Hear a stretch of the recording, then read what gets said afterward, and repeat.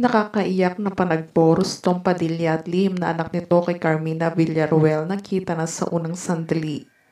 Tila nitong araw nga lang ginulantang ni Rustong Padilla o mas kinikilala ngayon bilang Binibining Gandang Hari nang akuin at tanggapin na nito ang kanyang responsibilidad bilang haligi ng tahanan kay Carmina Villaruel sa di umano'y usap-usapang naging anak nito dito. Ayon pa sa balita, ito nga daw ay kasalukuyang batang babae at ngayon nga'y kasalukuyan na itong 4 na taong gulang na. Ayon kay Rustom, handa kong bumawi at punan lahat ng pagkukulang ko bilang ama sa anak namin ni Carmina.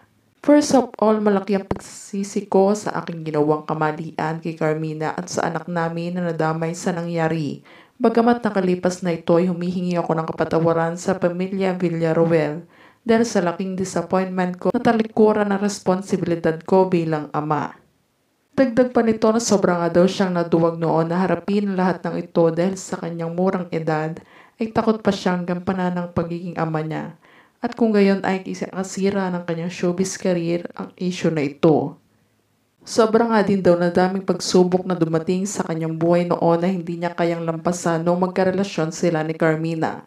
Hindi nga daw nasumagi sa kanyang isipan na mabubuo ang supling na nasa sinapupunan nito dahil sa may ginagamit naman daw silang proteksyon sa isa't isa kaya sa huli ay hindi niya na-expect na ito'y mabubuntis noon. Sa kabila naman ito lumipas nga ang ilang taon ay ilang dekada na nga din daw nila itong inilihim sa publiko dahil sa nerespeto at iniingatan gano'n nila pagsasama nila noon at maging showbiz career nila. Dahil sa umiiwas nga sila sa pambabatikos ng mga netizens at pansamantala muna siyang nagtungo ng ibang bansa upang doon muli ayusin at buuin ang kanyang sarili at itago ang kanyang tunay na pagkatao. Ngunit sa karumaldumal nga doon na pinagsamahan nila ni Carmina noon ay malawak umano ang kanyang pag-unawa kay Carmina dahil noong mga panahon nga daw na naglilihi ang aktres ay narespeto niya ito at maging kagustuhan ito. Dahil alam mo na niyang hirap at pasan ito dahil hindi talaga biro magbuntis ang isang babae kung gayon nga daw ay nanganganay ito at may isang buhay itong pinagkakaingatan na sinapupunan nito. Subalit sa huli naman daw ay may karapatan naman daw siya sa bata dahil ito nga daw ay dugot laman niya at may karapatan naman daw siya dito na bigyan ng assurance at ibigay lahat ng pangailangan nito kaya kailanman ay handa mo na siyang punan at bumawi sa anak upang mapalapit muli ito sa kanya at kilalaning bilang ama.